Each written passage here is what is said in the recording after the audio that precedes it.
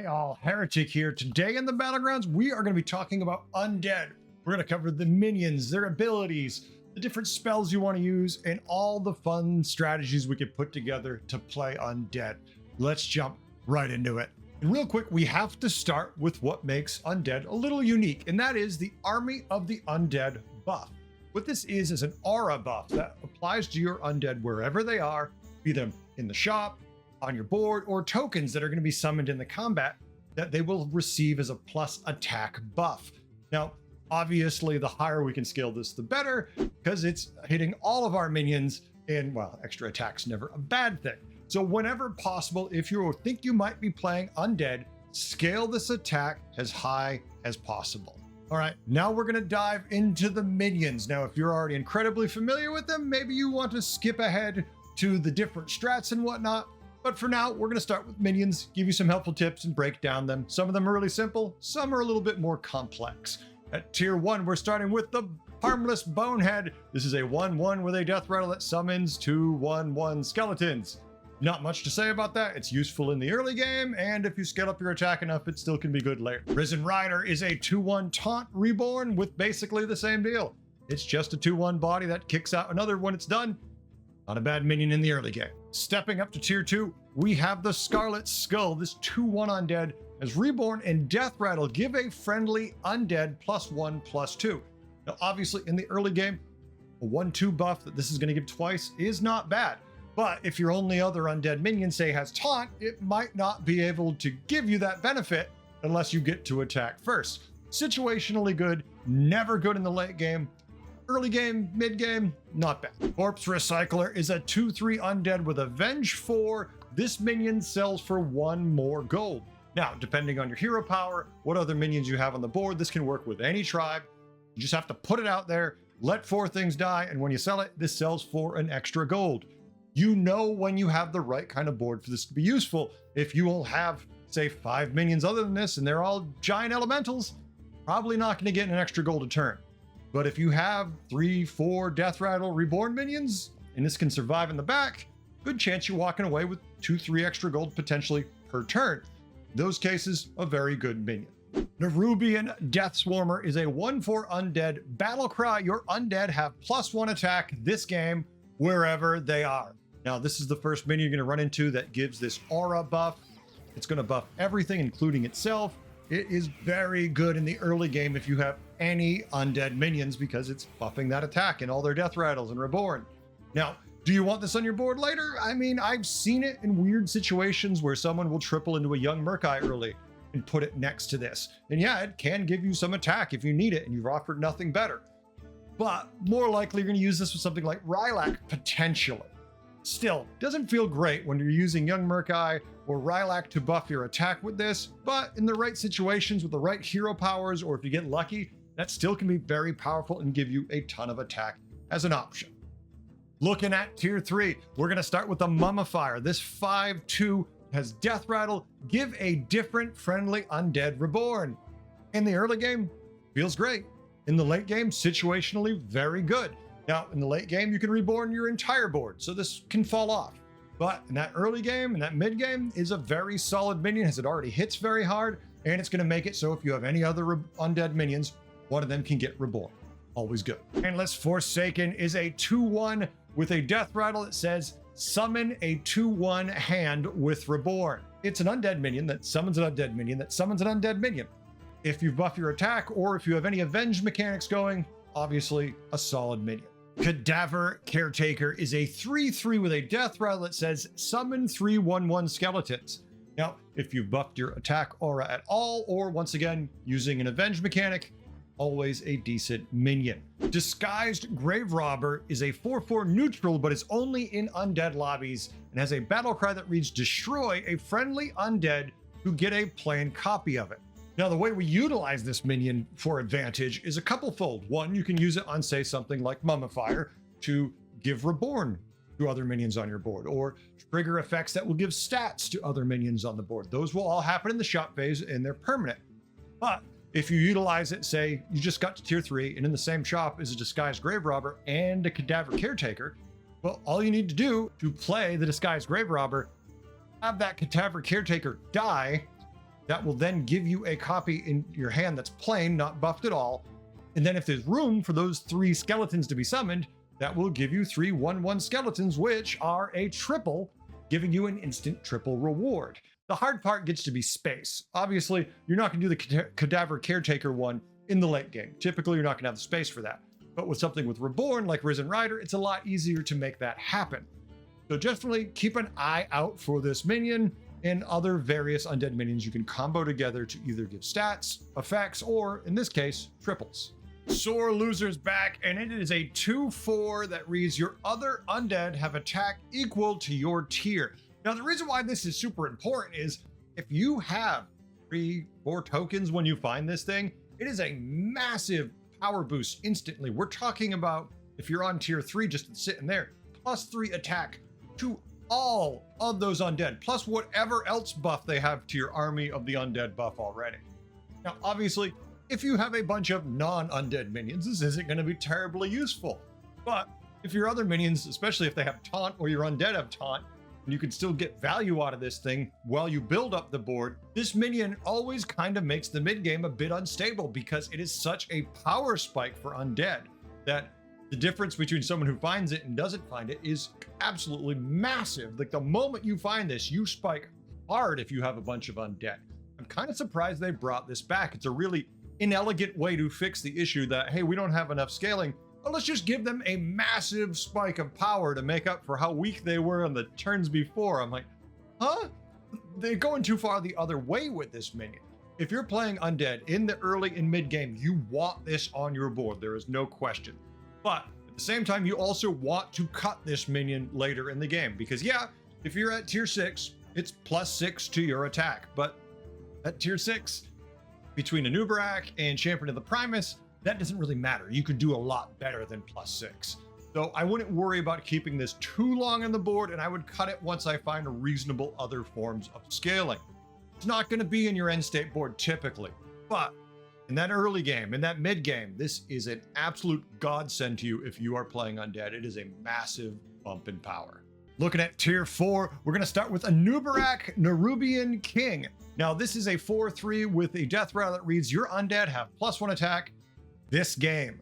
Now, if you're going to play undead, you have to get your army of the undead buff as high as possible. So something like anub'arak with a Titus, hell, even a Macaw, however many times you can trigger this a combat makes it very effective because this is a permanent buff that will stick with your army for the rest of the game. And that's a big deal if you're going to be playing undead. You definitely want this on your board as early as possible to get that attack as high as possible. And just remember, you can make this reborn, so there's lots of ways to get abuse out of this thing to get additional triggers. Prosthetic Hand is a 3/1 undead mech, so it's in both undead and mech lobbies, but it's magnetic. Reborn can be magnetized to mechs or undead. Now this is huge because as minions we've just seen like anub'arak, giving them reborn permanently is a big deal. We don't really care about the stats, they're not bad to attach to them. But what we're really looking for is the reborn effect. Thundering Abomination is a 2/6 that reads, whenever you summon a minion in combat, give it +3/+3. If there's no space, gain +3/+3 permanently. Now what this means is, yes, anything summoned in combat there's room for will get a 3/3 buff. So big deal. I mean, you already have their base stats. Now you're adding 3/3 and whatever their aura of undead is being stacked on top of that. So typically this is making your tokens bigger, which is great, especially the earlier you find this. Now, if you find this late, not great, but if you find this early and then there's not room to summon your minions, let's make it so you position that your minions die, say a Cadaver Caretaker, and there's nowhere for those death rattles to go. That means he gets the permanent 3/3 buff per token that doesn't fit. That's important because you can abuse death rattles with triggers like Monstrous Macaw, Titus to make this scale up faster. So the earlier you get one of these with the right tribes and the right positioning, you can really make this thing massive beyond belief. Wandering White is a 6/5 undead that reads, after you summon a minion in combat, give it health equal to its attack. Now, this isn't great if your aura of attack is 0. Oh, it's not going to be really a great buff, right? Oh, we're going to give it health equal to its attack. Well, if it's a 2/1, okay, it's gaining 2. That's cute. But let's say it's later in the game and your aura is +40. That means you summon a token and we're looking at a lot of health on this minion. And that can be a big deal. Mind you, yes, you still have to have this minion on your board to give it that effect to the rest of your board. So space might become an issue at some point in the game. But there's this sweet spot in the early to mid game where this is really powerful if you just manage to get 2 or 3 triggers of Army of Undead, because it makes those tokens you summon just a little too sticky and hard to deal with. And if it's late enough in the game and if you've buffed your attack high enough, he's still an MVP because now your tokens just won't die. He's more likely to get sniped first before they chew through your tokens. Looking at tier 5, we're going to start with the Catacomb Crasher. This 5/10 reads, whenever you would summon a minion that doesn't fit in your warband, give your minions +1/+1 permanently. Now this is basically the exact same as the Abomination. If there's no room for those tokens, this will buff all your other minions. And he goes, oh, okay, well there isn't room for these 4 tokens, so we're gonna give everything a 4/4 buff. Depending how many tokens you need to trigger, say you have a Macaw, say you have a Titus, you really can buff that back end really high, especially if you get this as an early triple and you have just a couple token machines. You really can scale the back end of your board to just phenomenal levels. A solid early minion in late game, you already know if you want to do the strategy, depending when you find it. Champion of the Primus is a 3/9 that reads, Avenge 2, your undead have +1 attack this game wherever they are. Now that is reference to your Army of the Undead buff. Originally, this minion was Avenge 2, and it was crazy good. But they nerfed it, they made it Avenge 3.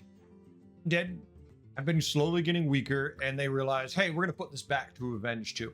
Now, I don't believe this is going to be broken this time around completely. It's gonna be very good. The reason for that is a term we refer to as power creep. If you're not familiar with power creep, that is where as a game gets older and they keep putting out new and more exciting cards and mechanics, things that used to be strong now become more mundane. Now, in the case of Champion of the Primus, no, Avenge 2 is still just really damn good. But at the same time, it's not utterly broken, I feel. But it is really solid. This is hands down the best way to scale your Army of the Undead buff, because you have lots of undead with lots of death rattles, reborns, just lots of bodies that are gonna die. And if you can protect this, if you can just keep it alive for a little while in those combats, it is going to scale your attack incredibly high. Champion of the Primus is definitely something that can be on your board basically for the duration of the game. At the very end of the game, maybe when it's one-on-one and you've kind of scaled as high as you need to be and you look at your opponent and you go, oh, you know what, I don't need any more attack, then you can cut it. But otherwise, you're going to have this thing on your board until basically the final 2, and it's just going to be doing a lot of work for you. Nightbane Ignited is an 8/6 undead dragon that reads Taunt, Death Rattle, give 2 friendly minions this minion's attack. Now, Nightbane is an undead dragon, so it's in both lobby types, but typically you don't really want it on an undead board. Yes, you can scale your attack quite high. It'll move all around when it dies, but that being said, undead isn't really lacking in attack typically. What we need is more bodies for that attack to work with. So Nightbane is better off on a dragon's board. Wisp in the Shell is a 4/4 with Battle Cry, give a friendly minion +2 health, improved by each friendly minion that died last combat. What this means is simple. Did your millions of tokens die a whole lot in the last combat? Well, guess what? That means when you play this, you're going to give a lot of health to a minion you probably want to stick around. Say that Champion of the Primus in the back. It's like, oh, well, he's getting sniped. Well, oh, look, +20 health. Well, Battle Cry. You don't usually see a brand, but you could cycle a brand in if you desperately wanted it and you had the space. Say it was just a good timing on a triple. You saw the brand, you had the gold. Doubling that health buff might be a big deal and give your Primus the time to get the job done.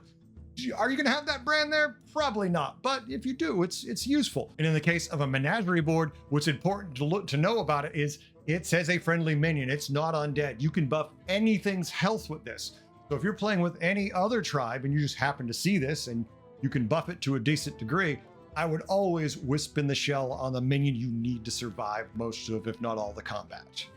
Butchering is a tier 5 2 gold spell that reads, destroy a friendly undead. Your undead have extra attack equal to its tier this game. Now, this serves a couple purposes. One, yes, you destroy a minion you either no longer want or just don't need. You triple into a tier 6 that's useless because it doesn't match your board or you're already all good. Play that minion, butcher it, +6 attack to your aura.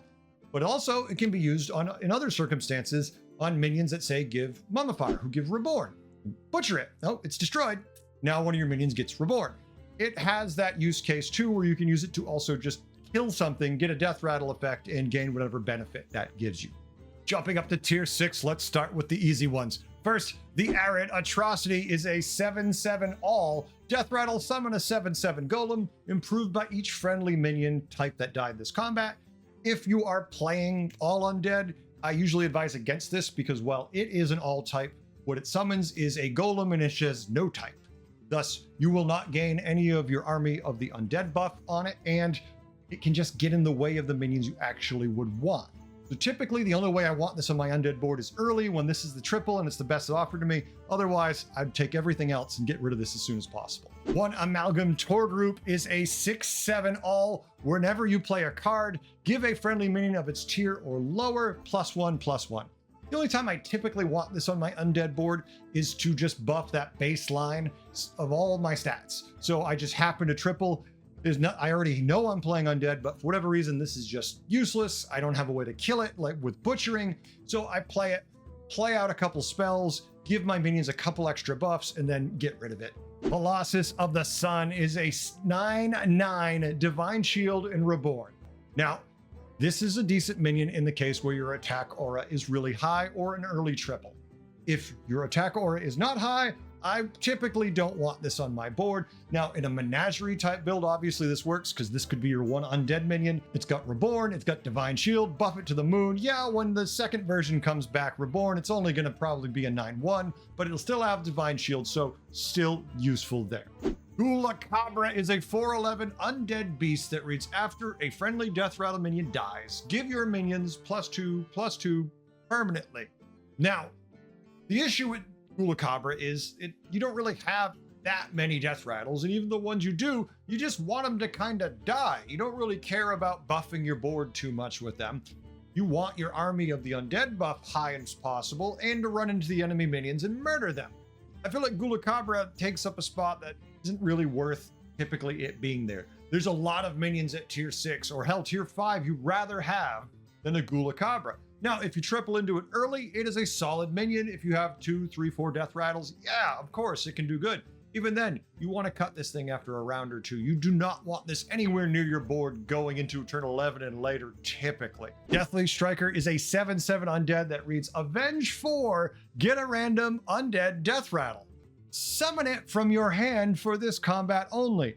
So this is basically right now the win condition for undead typically. What you do, you get this out of your typical undead board with a lot of tokens, with a lot of Reborn, and you just hide it in the back.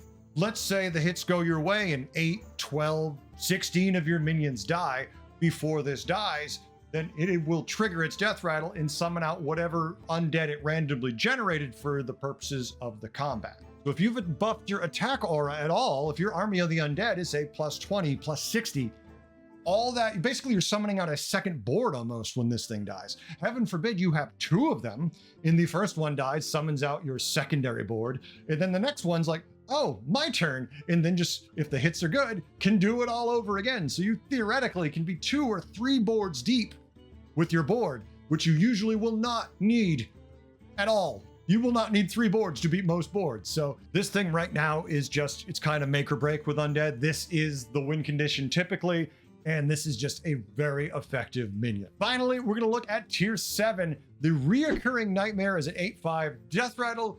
Give a different friendly undead death rattle, summon a reoccurring nightmare. Now, is this good? Typically, no. But if you've buffed your attack aura significantly high, there is a chance that between Titus and just multiples and multiples of good hits, you can print out a lot of these in a combat. And if your attack aura is high, that is going to be a significant number of triggers, just giving you extra tokens than you should possibly have. Potentially, this is one of the more broken cards in the game. Typically and statistically, it does not ever produce those results. But if you get your attack aura high enough, and you even get average hits, this minion is a powerhouse if you build around it and get lucky. Hey folks, I want to thank everyone for watching, liking, subscribing, commenting. All that stuff helps the channel grow and is just more enjoyable because I love making this content and I want to know you enjoy this content and what you want to see. People will leave feedback and sometimes I will do exactly what they say and I'll be like, that's a good idea and I'll do it. And other times they won't. Sometimes they'll think it's a good idea and I don't not do it because I don't think it's a good idea. I just don't have the time to do it or the ability to execute it for whatever reason. But I love making these videos. So please interact in any way you can because it does help the channel and I really do appreciate it. Thank you very much. All right, let's get into the build. Let us talk about what an undead board can look like and what we need to cobble together to make it work. We're gonna start with the Catacomb Crasher build. And as you can imagine, one of the first minions we need for this is the Catacomb Crasher. Luckily, it's not too hard to get at tier 5, and if you find this early enough, you usually have some of the random minions that'll make this build work already available to you, hopefully, or on your board or in the shop with this. So you should be in a good position. So basically, with this build, it's really simple. We want a Catacomb Crasher, and we want to have a lot of Death Rattle minions to summon out that there won't be room for, so then the Catacomb Crasher itself will scale out of control. Now we have the Catacomb Crasher. What are the other pieces and parts of this build we want to find? Well, one of the easier ones to get, hopefully if it's in your lobby, is going to be the Monstrous Macaw. This one's easy. It is going to trigger your leftmost Death Rattle, which in this case should be minions that summon other minions, which of course there shouldn't be room for, which means instantly the Catacomb Crasher will go and buff everything on your board. Next, we need a solid minion to summon out as many minions as possible. One of my favorites is the Cadaver Caretaker. This one's easy. Death Rattle summon 3 1/1 skeletons. Well, if you got a Macaw, that triggers. It tries to summon 3, there's no room for it, so it buffs. When the Cadaver Caretaker dies, it goes to summon 3, there's room for 1, and then buffs, and you just keep running that as much as possible. I typically like to taunt whatever one of my big summon minions is. Probably not the biggest initially, but later it's usually the biggest I want just to make sure it dies first to buff everything. So for me, Cadaver Caretaker is probably one of the most consistent ones since we already know we're in an undead lobby that I'm looking for. The next and final piece that I'm going to say is a must-have for this build really is Titus Rivendare. The reason for that is easy. Titus doubles all your Death Rattles. Well, go to summon all these minions and all of a sudden you've got a ton more stats because Titus is doubling those summons. So you want to have a Titus, you want to golden that thing, and you want it triggering as much as possible. Hell, if I get offered 2 Tituses early enough, I'm definitely throwing them both out there because they're both going to get scaled by that Cadaver Caretaker. So in the end, instead of just being the minion in the back that kind of triggers an extra Death Rattle, does its utility thing, and then you don't care, it is also going to be a monster in the fight because during the duration of 2, 3, 5 combat phases, these things get buffed to an exceptionally large scale. So now that we kind of have the main things we're looking at, what are the other optional things we can use to flush this board out? I myself am going to look at Thundering Abomination if found early enough. Hell, you can have this often before the Catacomb Crasher because it's at tier 4. You might get this and then the Crasher, in which case you're in really good shape, but this is going to buff the minions you summon in the combat, and then when there's no room, it's going to buff itself. So at least this thing will start scaling itself at the very least when you start doing a build like this, potentially. So Thundering Abomination is a very solid fit. You don't have to go for it. You certainly can have already bypassed it and found better things, but it can do the job very effectively also. So now we're just going to look for bodies to summon more bodies, right? We want as many minions as we can that summon a lot of minions. So basically anything can do the job, but the more they summon, the merrier. Something like Harmless Bonehead. Easy. We already know we're in an undead lobby. It summons out a couple skeletons. There won't be room for them. Good to go. Mechanized Gift Horse can be a good fit. It summons out a bunch of tokens that summon out tokens. If you have a Titus, that just gives you more potential to try summoning minions you don't have room for, which is going to give you, got it, more stats. Nest Swarmer is not a bad fit. It's going to die. It's going to summon out a bunch of beetles. You're not going to have room for them all. Profit. Rapscallion Recruiter. It can be a very big value for you because it is a Death Rattle that summons more Death Rattles. Thus, if you have a Titus, you're never going to have room for all the tokens you're trying to summon out, and you're going to buff that back line more. And finally, I would say Indomitable Mount is probably one of the other good minions for this because once again, it's a minion that summons more minions. And if those secondary minions all summon minions potentially, some of all the ones we've mentioned here are options, then you can get more and more value out of these things. You can put anything in this slot. If you get a Golden Titus, anything does the job that has a death rattle, right? But the problem with it is you've got to find a Golden Titus, and that's not easy to do. So these are the ones that work best with normal Titus, but obviously with a Golden Titus, they'll work a lot better. This build scales really fast once you get going, but you've got to find it relatively early, otherwise you're going to kind of be out of luck. You don't want to be starting this on turn 10 and 11. You want to be starting this on turn 8 and 9. At least know you have one of the pieces of this, at least the Thundering Abomination, if not the Catacomb Crasher, and start scaling up those important minions so you can actually pull this build off. Now, if you've buffed your attack aura at all, I'm always going to favor Undead at this point, but if you haven't buffed it much, or if at all, then you can just use any death rattles, let your board scale the back end of this board out of control, and the front end's job is just to die. To, basically die, knock off shields, take out venom, and then the back end of your board is there to kill whatever's left. You might notice that a little of the video looks a little different. That's because there was a patch, so I had to revise some things that were already done and ready to go. That's why if you watch back, my shirt's changed a couple times, my hair's a little different, but here we go. Token Undead. Let's talk about this build, because this is by far my favorite build to play Undead with as they exist now. Before, I would have said Eternal Summoner, but they have decided that they don't want that anymore. So we're back to token build, which is fine because they're just variations of each other, really. Now, what are the main pieces of a token Undead build? Well, there's a couple different things we need to figure out first. Now, I'm going to say there's two packages you kind of need to do this. One is going to be anub'arak and Titus, and then Champion of the Primus. So typically I'd like to have the anub'arak and the Titus. As soon as I find those, I think I'm playing Undead almost guaranteed.